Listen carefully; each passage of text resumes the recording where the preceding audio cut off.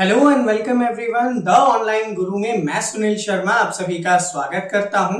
आज का सेशन आप सभी के लिए बेहद खास है। क्यों है? क्योंकि अगर आप RIMC, RMS या फिर सैनिक स्कूल जैसे एंट्रेंस एग्जाम्स की प्रिपरेशन कर रहे हैं तो आप सभी जानते हैं कि आपका एक पेपर होता है जनरल नॉलेज का।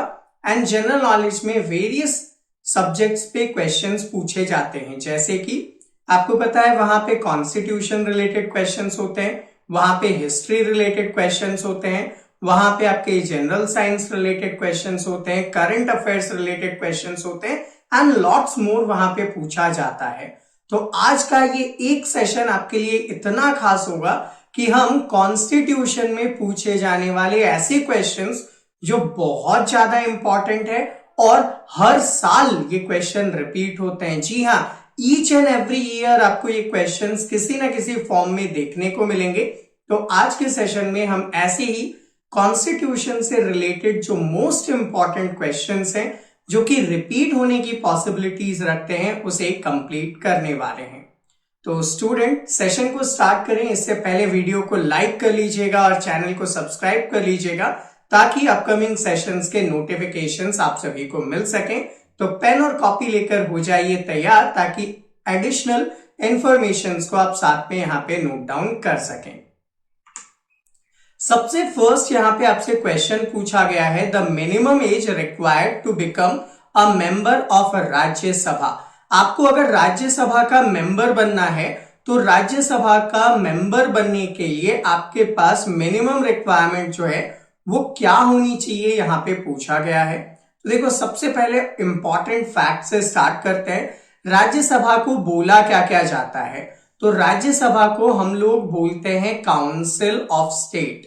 तो लिख लीजिएगा, काउंसिल ऑफ स्टेट भी राज्यसभा को कहा जाता है। सेकेंड इंपॉर्टेंट चीज, राज्यसभा में टोटल मेंबर्स कितने होते हैं? तो राज्यसभा में 250 मेंबर्स होते हैं। इन 250 में से 238 मेंबर्स जो होते हैं वो इलेक्टेड होते हैं, जबकि 12 मेंबर्स को नॉमिनेट किया जाता है। और इन 12 मेंबर्स का जो नॉमिनेशन है वो नॉमिनेशन कौन करता है? तो जी हाँ, प्रेसिडेंट ऑफ इंडिया। ठीक है, प्रेसिडेंट ऑफ इंडिया की तरफ से इन लोगों को नॉमिनेट किया जाता है। अब बात करते हैं राज्यसभा के बारे में और कुछ इंपॉर्टेंट डिटेल्स। देखिए, आपने देखा होगा पार्लियामेंट के दो पार्ट्स हैं। फर्स्ट पार्ट आता है आपके सामने लोकसभा और सेकंड पार्ट आता है आपके सामने राज्यसभा। जो लोकसभा है वो परमानेंट स्ट्रक्चर नहीं है, वो कभी भी डिसॉल्व किया जा सकता है। लेकिन जो राज्यसभा है वो क्या है? एक परमानेंट बॉडी है। तो यहाँ पे राज्यसभा से रिलेटेड एक और चीज आपको याद रखनी है, that it is a permanent body। ठीक है, इसे कभी भी डिसॉल्व नहीं किया जा सकता। तो इसके जो मेंबर्स होते हैं वो मेंबर रेगुलर होते हैं। कैसे रेगुलर होते हैं? तो इनके मेंबर्स का जो टेन्योर होता है वो 6 इयर्स होता है। यहीं पे कंपेयर करते हुए आप मुझे बताएंगे कि लोकसभा के मेंबर्स का टेन्योर कितना होता है, कमेंट में बताइए। तो राज्यसभा के मेंबर्स का जो टेन्योर है वो 6 इयर्स है। अब ये लोग परमानेंट कैसे स्ट्रक्चर के रूप में जाने जाते हैं? तो देखो, राज्यसभा का ना यहाँ पे एवरी सेकेंड ईयर, हर दूसरे साल इलेक्शन होता है और यहाँ पे 1/3, ठीक है, 1/3 ऑफ द मेंबर्स जो हैं वो रिटायर होते हैं। उनकी जगह पे इलेक्शन से न्यू मेंबर आते हैं और फिर ये सिलसिला ऐसे ही रेगुलर चलता जाता है, जिस वजह से राज्यसभा को हम लोग एक परमानेंट मेंबर या परमानेंट बॉडी के रूप में जानते हैं। अब आ जाते हैं, ये तो था एडिशनल फैक्ट। अब आ जाते हैं जो क्वेश्चन आपसे पूछा गया है। तो देखो, क्वेश्चन पूछा था मिनिमम एज राज्यसभा में जाने के लिए। तो आपका मिनिमम एज जो है वो 30 इयर्स है, यानी कि ऑप्शन नंबर सी आपका करेक्ट आंसर हो जाएगा। तो ऐसे ही सारे क्वेश्चंस के साथ मैं आपको डिटेल्स प्रोवाइड करवा रहा हूं, जिसे आप अपने साथ कॉपी में नोट डाउन करके चलिएगा, क्योंकि अगर आप नोट डाउन करते हैं तो आप इन्हें याद भी करेंगे और डेफिनेटली आपको एग्जाम में ऐसे क्वेश्चंस देखने को मिलेंगे। नेक्स्ट क्वेश्चन पे आ जाते हैं, which of the following is a human rights as well as fundamental right under the constitution of India. Indian constitution के अकॉर्डिंग इनमें से कौन सा एक फंडामेंटल राइट भी है और एक ह्यूमन राइट के रूप में भी आता है। तो देखो ह्यूमन राइट क्या है, ये एम करते हैं कि आपको लाइफ एंड डिग्निटी प्रोवाइड करें, ठीक है, इन होल द वर्ल्ड। तो ह्यूमन राइट्स क्या करना चाहता है, आपको लाइफ एंड डिग्निटी प्रोवाइड करवाना चाहता है। लेकिन फंडामेंटल राइट्स ऐसे राइट्स होते हैं जो वो पर्टिकुलर नेशन आपको अपने कॉन्स्टिट्यूशन के अकॉर्डिंग प्रोवाइड कर रहे होते हैं। तो यहां पे अगर हम लोग इंडियन कॉन्स्टिट्यूशन में बात करें तो आंसर क्या हो जाएगा, राइट टू एजुकेशन आपके लिए एक ह्यूमन राइट भी है और साथ में फंडामेंटल राइट भी है। तो थोड़ा सा राइट टू एजुकेशन के बारे में देख लेते हैं। आप सभी ने देखा होगा इंडियन कॉन्स्टिट्यूशन के आर्टिकल 21 ए के बारे में। आर्टिकल 21 ए में राइट टू एजुकेशन का प्रोविजन किया गया है। ये ओरिजिनली आपके कॉन्स्टिट्यूशन में नहीं था, इसे बाद में ऐड किया गया है। तो कब ऐड किया गया और कैसे ऐड किया गया, ये भी आपसे क्वेश्चन में पूछा जाता है। तो यहां पे 2002 में इसे ऐड किया गया था एंड इसके लिए इंडियन कॉन्स्टिट्यूशन में एक अमेंडमेंट किया गया जिसे आप लोग 86 कॉन्स्टिट्यूशनल अमेंडमेंट के रूप में जानते हैं। तो यहां पे 86 ऑफ कॉन्स्टिट्यूशनल अमेंडमेंट के रूप में यहां पे fundamental rights and human right में आने वाले राइट टू एजुकेशन को ऐड किया गया था। नेक्स्ट क्वेश्चन देखते हैं, when the fundamental duties included in our constitution.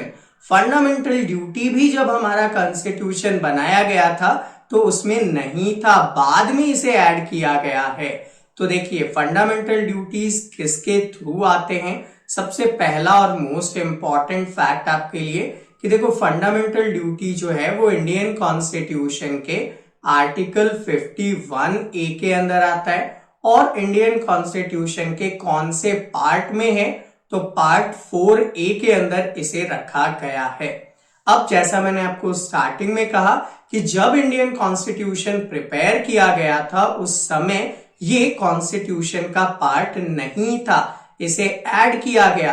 तो कौन से कॉन्स्टिट्यूशनल अमेंडमेंट के थ्रू इसे ऐड किया गया, तो आप यहां पे याद रखेंगे अमेंडमेंट नंबर, तो इट वाज 42nd अमेंडमेंट जिसके थ्रू इंडियन कॉन्स्टिट्यूशन में फंडामेंटल ड्यूटीज को ऐड किया गया। एक क्वेश्चन आपसे यहां पे और पूछा जा सकता है कि किस ईयर में इसे ऐड किया गया, तो आपका आंसर होगा 1976 में इसे ऐड किया गया। अब ऐड करने के लिए किसने कहा था, तो देखो एक कमिटी यहां पे बनाई गई और उस कमिटी ने रिकमेंडेशन दी थी कि भैया हमारे कॉन्स्टिट्यूशन में भी क्या होना चाहिए, फंडामेंटल ड्यूटीज होने चाहिए। तो यहां पे रिकमेंडेशन दी थी स्वर्ण सिंह कमिटी ने। तो स्वर्ण सिंह कमिटी जो है वो भी आपके लिए इंपॉर्टेंट होगा, नोट डाउन करेंगे इन्हें। और इसी के साथ साथ आपको ये भी याद रखना है कि इंस्पायर्ड कहां से हुए थे, भाई कौन सी कंट्री में ये था जिसे देखकर हमें लगा कि हमारी कंट्री में भी ये होना चाहिए। तो याद रखेंगे रशिया, प्रेजेंट में क्या है, रशिया है, लेकिन एट दैट टाइम ये यूएसएसआर के रूप में जाना जाता था। वहां से इंस्पायर्ड होके हमने इंडियन कॉन्स्टिट्यूशन में इसे ऐड किया है। नेक्स्ट क्वेश्चन पे आते हैं, who is the chairman of Rajya Sabha. अभी रिसेंटली मैंने आपको राज्यसभा के बारे में बहुत सारी इंफॉर्मेशन दी, जैसे कि एक परमानेंट स्ट्रक्चर है, इसका इलेक्शन कैसे होता है, इसमें मेंबर्स कितने होते हैं, इसमें किस ईयर में या माने कि किस एज में आप इसके लिए नॉमिनेट हो सकते हैं, इलेक्शन में आ सकते हैं एंड ऑल दैट थिंग हमने देखा। अब एक क्वेश्चन पूछा है कि राज्यसभा का चेयरपर्सन कौन होता है। तो देखिए याद रखेंगे जो वाइस प्रेसिडेंट होते हैं, ठीक है, जो वाइस प्रेसिडेंट होते हैं ऑप्शन नंबर सी, वो ऑलवेज क्या होते हैं, एक्स ऑफिसियो चेयरमैन होते हैं। तो ऑलवेज याद रखिएगा कि जो वाइस प्रेसिडेंट है is always the ex officio chairman of Rajya Sabha. एक क्वेश्चन आपसे पूछना बनता है, नीचे कमेंट में कमेंट करके बताइएगा कि अभी राज्यसभा के चेयरपर्सन कौन है। हिंट आपके सामने है कि ये इंडिया के वाइस प्रेसिडेंट भी हैं। तो चलिए कमेंट कीजिए, देखते हैं आप लोगों की प्रिपरेशन कितनी शानदार है। नेक्स्ट क्वेश्चन आता है कि वाइस प्रेसिडेंट जो है वो इलेक्टेड होते हैं by the member of a electoral college consisting of the members of. भैया इंडिया में जो वाइस प्रेसिडेंट है उनका इलेक्शन कौन करता है, आपको ये बताना है। देखो आपने दोनों के बारे में पढ़ा होगा, प्रेसिडेंट के बारे में भी पढ़ा होगा और आपने यहाँ पे पढ़ा होगा वाइस प्रेसिडेंट के बारे में भी। तो यहाँ पे आपको याद रखना है, दोनों के बारे में डिस्टिंग्विश करते हुए याद रखना है क्या, इनके इलेक्शन में जो पार्लियामेंट है, अब पार्लियामेंट का मतलब क्या है, लोकसभा प्लस राज्यसभा दोनों आते हैं। तो मैंने शॉर्ट में एलएस और आरएस लिख दिया है, यानी कि लोकसभा एंड राज्यसभा। पार्लियामेंट के ये दोनों जो पार्ट हैं, लोकसभा एंड राज्यसभा, इसके मेंबर्स यहाँ पे इलेक्शन में पार्टिसिपेट करते हैं। कौन से मेंबर्स पार्टिसिपेट करते हैं, तो देखो वाइस प्रेसिडेंट के केस में, अगर वाइस प्रेसिडेंट का केस है तो याद रखना है नॉमिनेटेड एंड जो इलेक्टेड है वो दोनों ही इसमें पार्ट करते हैं। तो ऑप्शन नंबर बी यहां पे आपका करेक्ट आंसर हो जाएगा। जबकि अगर क्वेश्चन पूछा जाता है कि प्रेसिडेंट का इलेक्शन है तो कौन पार्टिसिपेट करेगा, तो याद रखेंगे प्रेसिडेंट के इलेक्शन में यहां पे सिर्फ और सिर्फ इलेक्टेड मेंबर्स ही पार्टिसिपेट कर सकते हैं, नॉमिनेटेड मेंबर्स यहां पे पार्टिसिपेट नहीं करने वाले हैं। सो स्टूडेंट, आज के इस सेशन को आगे कंटिन्यू करें उससे पहले आप सभी को इन्फॉर्म करना चाहूंगा, हमारी तरफ से RIMC, RMS, सैनिक स्कूल, नवोदय विद्यालय जैसे वेरियस एंट्रेंस एग्जाम्स के लिए ऑनलाइन क्लासेस प्रोवाइड की जाती है। अगर आप हमारे साथ जुड़कर इन ऑनलाइन क्लासेस के थ्रू प्रिपेयर करना चाहते हैं तो नंबर आपके स्क्रीन पे है 7737653468, इस पर आप डिटेल्स ले सकते हैं। तो चलिए सेशन को कंटिन्यू करें, लेकिन अभी तक अगर आपने इस वीडियो को लाइक नहीं किया है तो एक थम्स अप तो बनता है, ये मेरे लिए वो मोटिवेशन का काम करेगा कि मैं आपके लिए रेगुलर बेसिस पे ऐसे कंटेंट लेकर आता रहूं। अगर आपको अपकमिंग ऐसे सेशंस देखने हैं तो वीडियो को लाइक करना बिल्कुल बनता है एंड चैनल को सब्सक्राइब तो कर ही लिया है अभी तक आपने, ताकि आपको नोटिफिकेशन मिल जाए। नेक्स्ट क्वेश्चन आता है, which of the act made governor of Bengal as the governor general of India. Bengal के गवर्नर को इंडिया का गवर्नर जनरल बनाया गया, किस एक्ट के थ्रू बनाया गया। तो देखिए आपने कॉन्स्टिट्यूशन के जो बैकग्राउंड है कि इंडियन कॉन्स्टिट्यूशन बनने से पहले जो ब्रिटिशर्स थे वो किस टाइप से यहाँ पे फंक्शन करते थे उसके बारे में ऑब्वियसली पढ़ा है।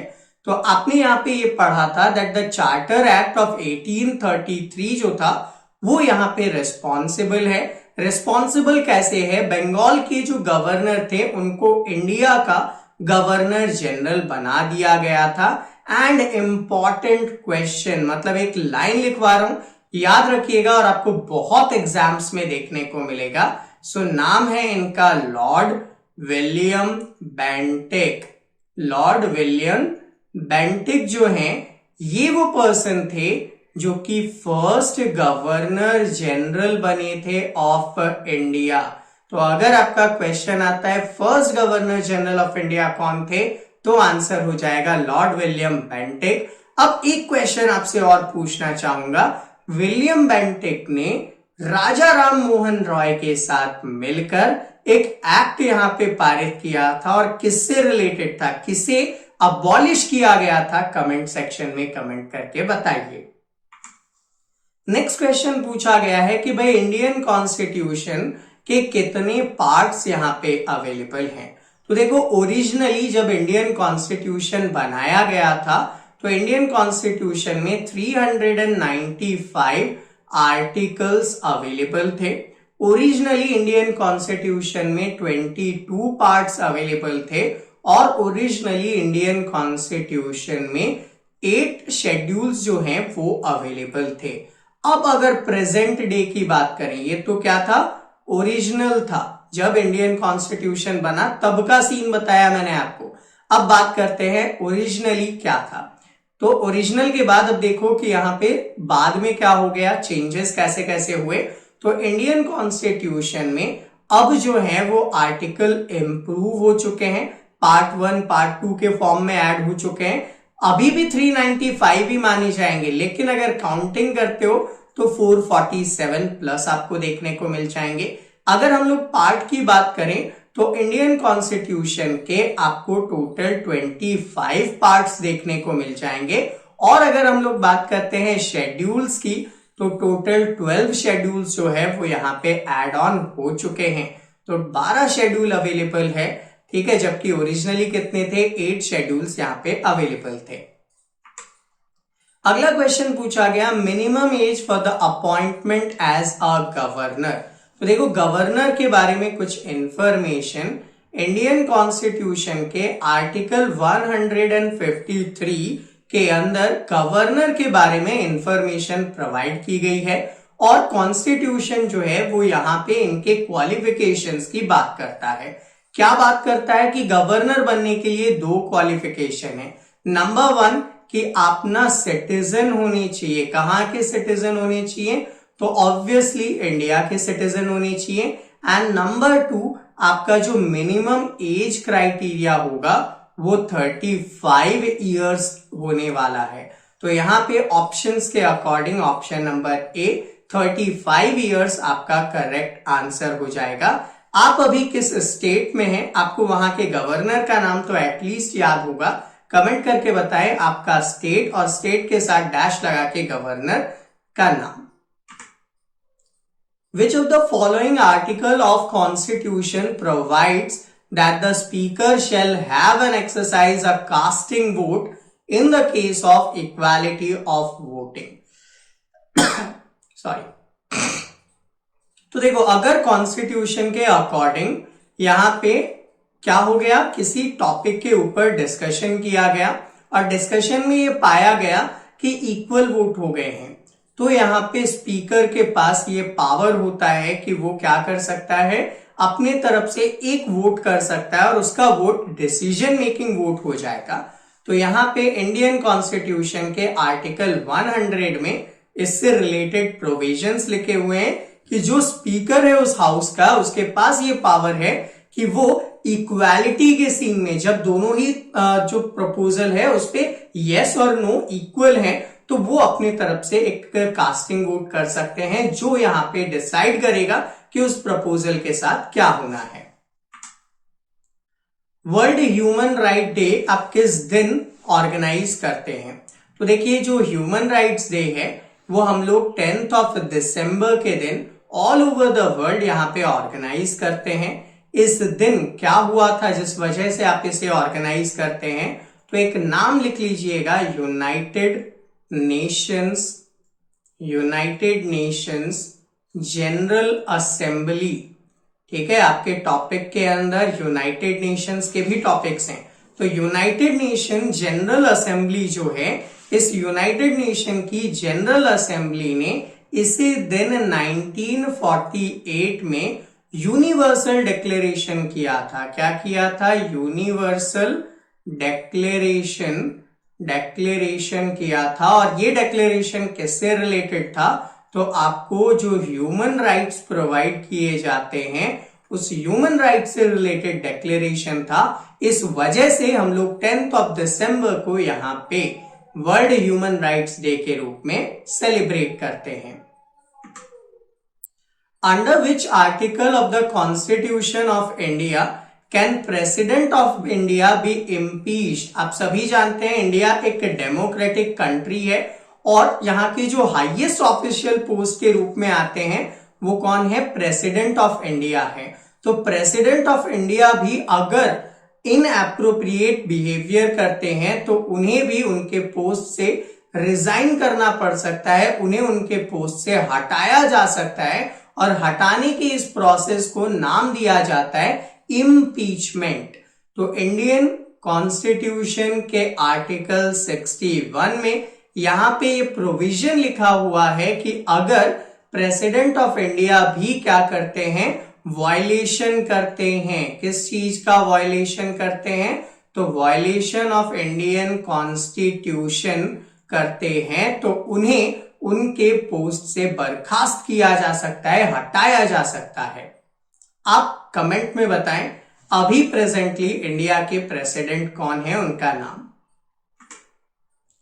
The constitution of India has borrowed fundamental duties from which of these country. आप सभी को पता है कि जब कॉन्स्टिट्यूएंट असेंबली इंडिया के लिए एक कॉन्स्टिट्यूशन प्रिपेयर कर रही थी, एट दैट टाइम हम लोगों ने पूरे वर्ल्ड के कॉन्स्टिट्यूशंस का एक ओवरव्यू लिया कि यहां पे ये चीज बहुत अच्छी है, ये इंडिया के कॉन्स्टिट्यूशन में होना चाहिए, तो उसको हम लोगों ने अपने कॉन्स्टिट्यूशन में पार्ट लेने दिया। तो भैया कौन कौन सी चीजें कहां से आई, एक क्विक रिव्यू कर लेते हैं। यहां पे सबसे पहले मैं बात करता हूं आपके यूएसएसआर से रिलेटेड, क्योंकि इस क्वेश्चन का आंसर भी यूएसएसआर ही है। यूएसएसआर से हम लोगों ने फंडामेंटल ड्यूटीज लिया था। इसके बाद यूएसए की बात करता हूं तो यहां से हम लोगों ने फंडामेंटल राइट्स को लिया था। तो आपके पास जो फंडामेंटल राइट्स हैं वो आपको यूएसए का कॉन्स्टिट्यूशन प्रोवाइड करवाता है। इतना ही नहीं, अगर हम लोग बात कर लेते हैं कनाडा की, तो कनाडा जो है वो इंडिया में गवर्नर के जो अपॉइंटमेंट होता है, वो गवर्नर के अपॉइंटमेंट से रिलेटेड प्रोविजंस को हम लोगों ने कनाडा से लिया है।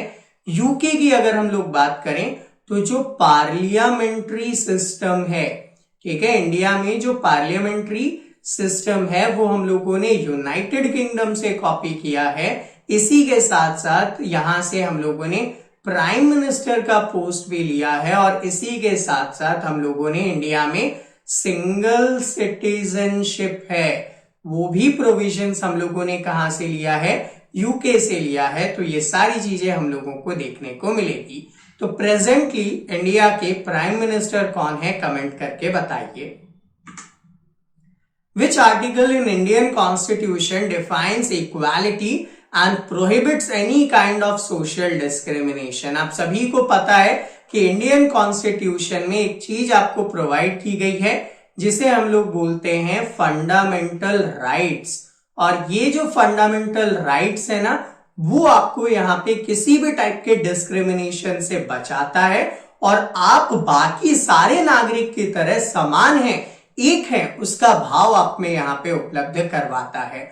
तो याद रखना है आपको यहाँ पे फंडामेंटल राइट्स के बारे में। अब आर्टिकल नंबर पूछ लिया तो कुछ कुछ आर्टिकल्स देख लेते हैं जो आपके लिए यहाँ पे इंपॉर्टेंट होने वाले हैं। तो देखो, फंडामेंटल राइट्स जो है वो आर्टिकल 12 से लेकर 35 में आपके बारे में प्रोविजंस देते हैं। अब इनमें से भी अगर हम लोग बात करें तो आपके क्वेश्चन का आंसर होगा ऑप्शन नंबर सी, यानी कि आर्टिकल नंबर 15।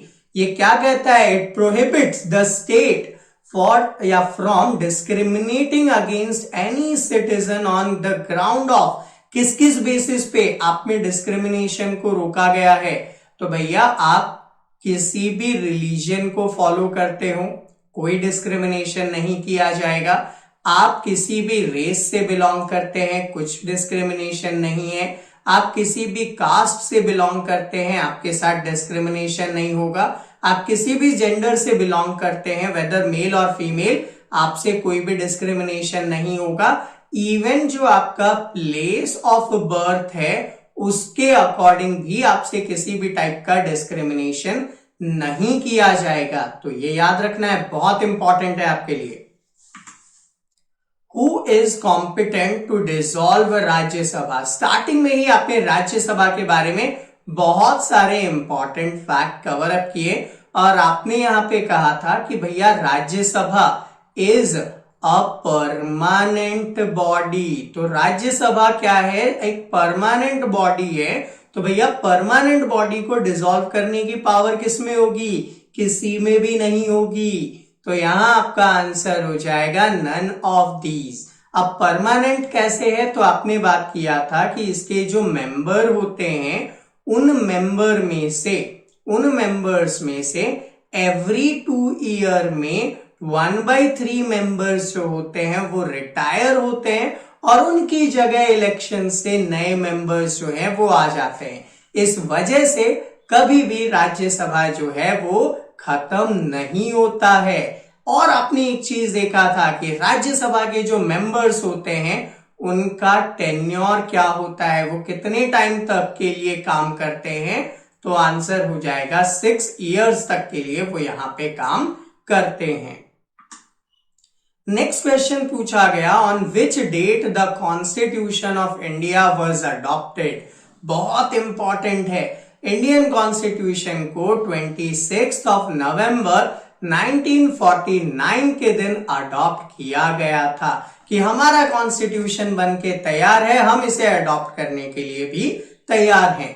लेकिन एक क्वेश्चन और आपसे पूछा जाता है कि ये फोर्स में कब आया, ये इफेक्ट में कब आया, तो एक डेट आपको ये भी याद रखना है 26 जनवरी 1950, और इसी को आप लोग क्या करते हैं, रिपब्लिक डे के रूप में सेलिब्रेट करते हैं। तो दोनों डेट्स आपके लिए इंपॉर्टेंट है। How many fundamental rights are there in Indian constitution. तो देखो भैया, स्टार्टिंग में हमने आपको बताया कि जब इंडियन कॉन्स्टिट्यूशन बनाया गया तो कितने फंडामेंटल राइट्स थे आपके पास, टोटल 7 फंडामेंटल राइट्स आपके पास अवेलेबल थे।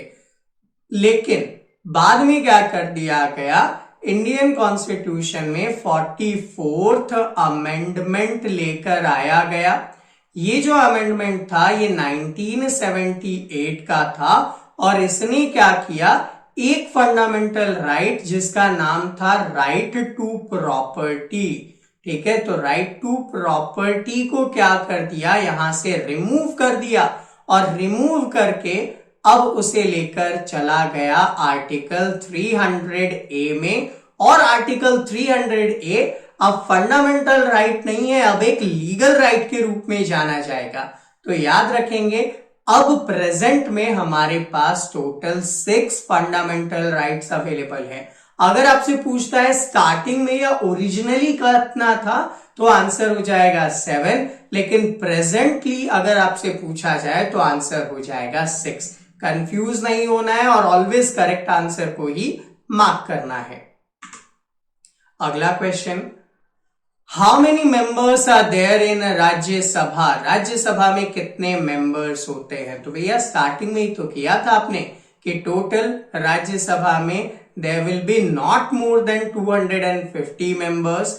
इनको भी दो कैटेगरी में आप बांट लीजिए, एक होगा इलेक्टेड और एक होगा नॉमिनेटेड। तो जब इलेक्टेड की बात करें तो 238 होंगे, और जब नॉमिनेट की बात करें तो 12 होंगे, और नॉमिनेशन कौन करेगा, प्रेसिडेंट ऑफ इंडिया। तो यहां पे आपका आंसर हो जाता है ऑप्शन नंबर बी।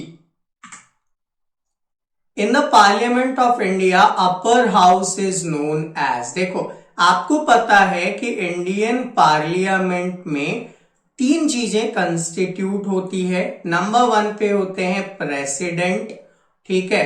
अब 2 हाउसेज आपके पास अवेलेबल हैं। ये 2 हाउसेज कौन कौन से हैं, एक जिसे आप बोलते हैं लोअर हाउस, और लोअर हाउस कौन सा है, लोकसभा को आप लोअर हाउस कहते हैं, और लोकसभा को एक और नाम दिया जाता है हाउस ऑफ पीपल।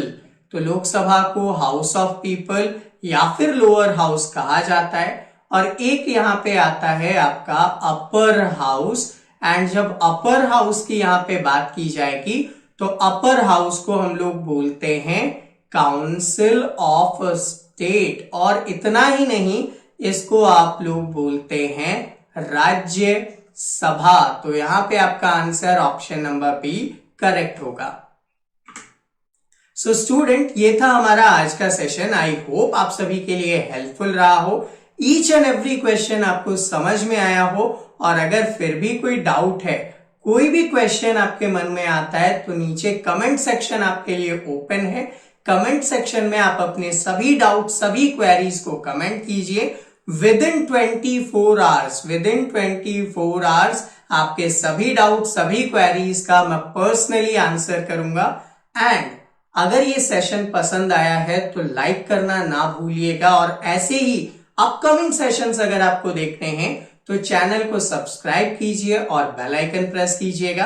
एंड आप वेरियस प्लेटफॉर्म्स लाइक यूट्यूब हो गया, फेसबुक हो गया, इंस्टाग्राम हो गया, टेलीग्राम हो गया, इन सभी पे आप हमें फॉलो कर सकते हैं। उन सभी का लिंक नीचे डिस्क्रिप्शन में दिया गया है। और अगर आप हमारे साथ जुड़कर लाइव क्लासेस के थ्रू एग्जाम क्रैक करना चाहते हैं तो नंबर आपके सामने स्क्रीन पे है 7737653468। इस पर आप मुझसे जुड़ सकते हैं। मिलते हैं आपसे अगले सेशन में, तब तक के लिए जय हिंद।